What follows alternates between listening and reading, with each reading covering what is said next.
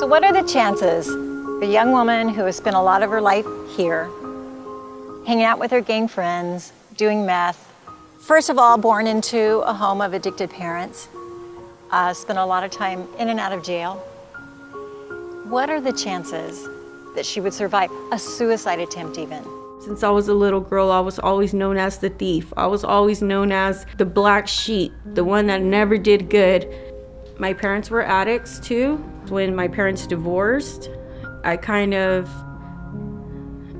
lost hope in what a family is supposed to be, maybe. And I was a daddy's girl, so daddy was gone. And I kind of just looked for the streets for that comfort. Knowing the path that she was going to go down and how hard it was going to be for her to come back, I didn't know if she would ever come back if this was going to be our life. So all of my friends, we all used drugs. We all, made bad choices. On that path, I found myself 3 days after I turned 18 doing a year in jail. That was just the beginning. That was actually, I had done a lot of things prior to that I probably should have went to jail for. My first son, Sean, I got pregnant with him. And while pregnant with him, his sister, Sean, their dad's sister, was gonna have a wedding, and I didn't have a dress. So the only thing I knew how to do was steal. So while pregnant with my son, I went with my mom to Target and stole the dress and got caught and went back to jail. And my mom bailed me out. Him and my mom bailed me out, and we were notified by the judge that I was going to do 2 years. I put myself in a situation where I was going to be having this baby alone. After I had my son and I got out, I stood clean for 7 years. With their dad, we did good. He worked. I was a stay-at-home mom. We had 4 more kids, and then towards the end, 9.5 years in, and so I actually found out he was talking to somebody else while I was at work. And that broke my heart and made it to where I couldn't trust him. And so it made it to where I couldn't be with him because it broke something inside of me that I thought was going to be forever. So, and it made me fall right off of the cliff to where I started using again. I was neglecting my kids. Sorry.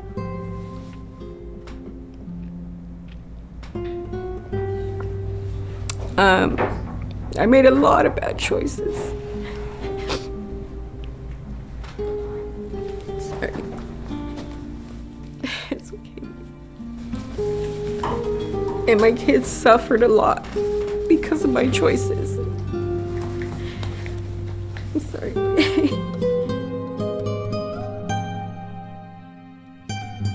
And I decided, my parents stepped in and they took the kids from me, and I didn't fight them because I knew that was best for my kids. I knew that the road that I was on was going to be rough, and I had to get myself out of it. But I also knew that I had a pain that I couldn't deal with. And so I stood in the street, and they came to my parents, and my parents had him for 3 years. It was hard on the family. It was hard taking care of 5 kids that you didn't have. I was in and out of jail. I didn't call my kids, or I didn't visit them because I didn't want to hurt them. I didn't want them to feel like me leaving again because I knew I was going to leave. I knew I was going to still use, and I knew I was going to still be bad, and I didn't want to be that in front of them. Because when she was gone, she never came back. She would never come and confuse the kids or us or interrupt our homes and our rules. She would always just stay gone. There was times that I would come and park outside the front yard. Or I would drive by with my friends and I would see them out there doing yard work and being happy. And I just felt like if I stopped and said hi and then left, that it would be that much harder and that it would just cause them pain. And I cried out to God that day and I said, if you still love me, or if you could forgive me, take me out of here. In my mind, I meant like take me home, you know? But he had a different plan. I was an IV user. And when you're an IV user, you can only do so much. I knew what I was doing, and I knew what I wanted the outcome to be, and that was like to no longer be alive. My friend and her mom were walking to a nightclub, and they seen me on the floor. They took me inside the house. They like nursed me back to health, and in like a kind of like a shadowy way. I was awake but not. I heard her say, I'm not gonna leave until the morning and I know she's okay. Victoria truly felt that for those in her life, her kids and others, it'd be better if she wasn't here. So she attempted suicide. It didn't work. She survived because God had a different plan. She found herself back in jail, but this time, something was different. The lady who is now the chaplain of Fresno County Jail came to the bars one day and she said, can you wake Victoria up? And so they woke me up. I go to the bars and I'm like, yeah, what? You know? And she says, I had a dream about you. And I go, oh, okay, you know, you're not really paying attention, you know? And she goes, God says, in my dream, you're in the palm of his hand. And he wants you to know that he has you in the palm of his hand right now. And he loves you and he cares about you. And you're special to him, she said. And when she said that to me, she says, I have services on Thursday. I would like you to come. And I went. That day, I really gave God all of like my guilt and shame and disgust, you know, with myself and other people. And that day I was on fire for the Lord. Like from that day, I was like doing Bible studies in there. I was praying with other women. We were fasting for court dates. When it came to my court date, I was looking at 9 years. And I had the same judge the whole time. His name was Judge Simpson.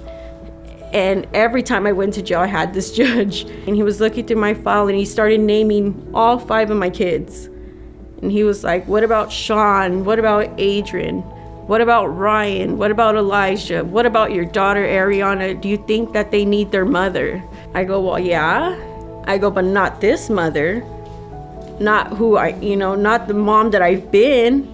Like, not that person. He goes, what would you do if I let you go home today? And I looked at him and I was like, now I'm walking with God, you know, so I'm not gonna lie to him. And I go, honestly, I don't know. I go, I might go use. I don't know. I don't think you should let me go home. This is what I told him. And he said, why? And I go, because I have a problem. I have an addiction and I need help. And he said, are you saying you want a program? And I go,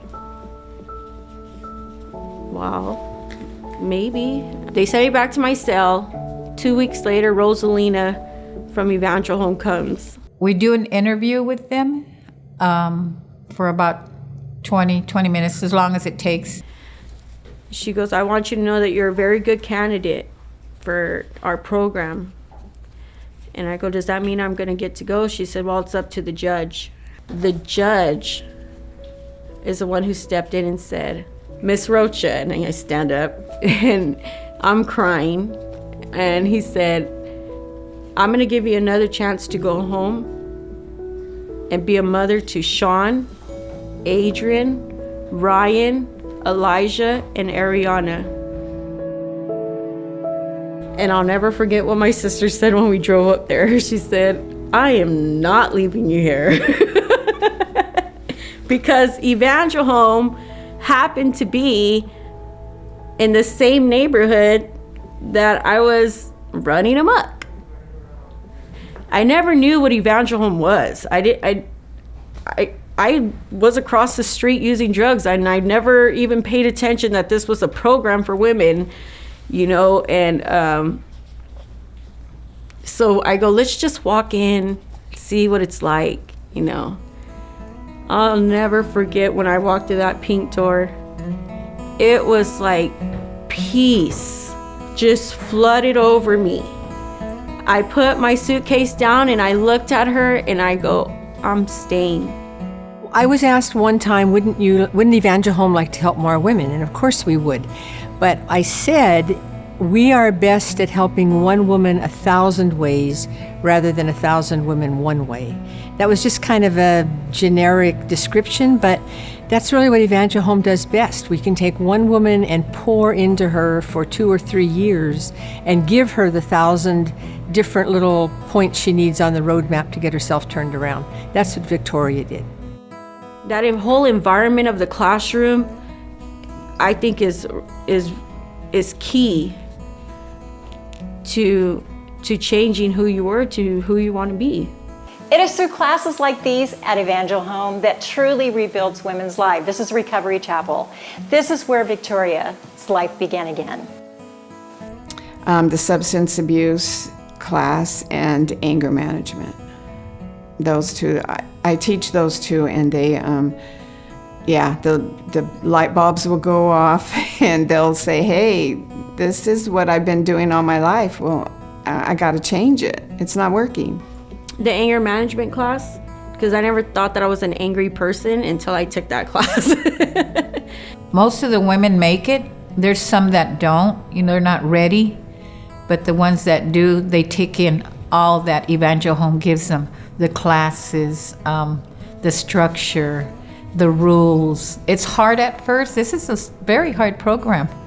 And that was what Evangel Home did for me. They invested their time into me, individually, as a group in class. They learn how to put those pieces back together of a broken family. The program really does something for them, for the girls, and it really did it for Victoria. She was right there ready to learn and eager, and so that's why I did this. That's why I did that. Oh, now it's kind of making sense. It's coming together. I sat at that table at the garden and I did my steps, and I had my own counseling sessions at that table, crying, praying, changing, molding, stripping everything that was not supposed to be so I can be who I am today. When I see them succeed from where they come from, it makes you feel like God, you're really doing something in these women. It makes you feel good. Yeah, happy for them, and I'm happy too. So I remember her going through the program and she graduated, and I remember her smile and how she felt. She just loved the Lord. Graduation. That was a beautiful day for me.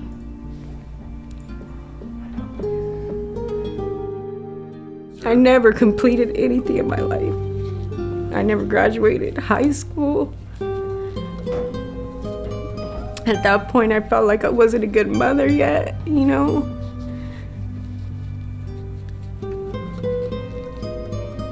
And I did it. That day for me was more than I could ever say. There's no words for what I felt that day. That day was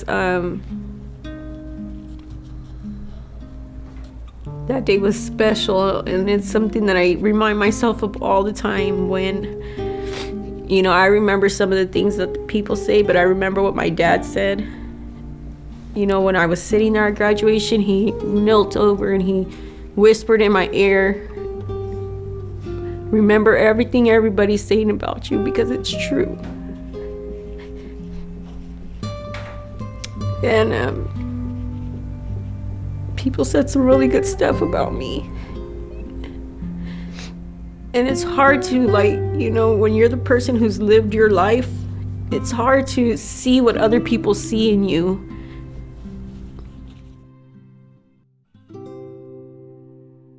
I couldn't get a job. I couldn't get a job because of my criminal record. And, you know, like I said, I have a very extensive criminal record. But so I decided, well, maybe I should go to school. I was doing good. Like, I was getting A's. I've never got an A in my life, I don't think. Probably not from like 4th grade on. I've never got an A. I didn't finish school, you know. And I liked it. And honestly, I would love to pursue my bachelor's. I would love to go as far as I can. After completing the program at Evangel Home, Victoria was honored and given multiple scholarships at the Fresno Women's Network Luncheon.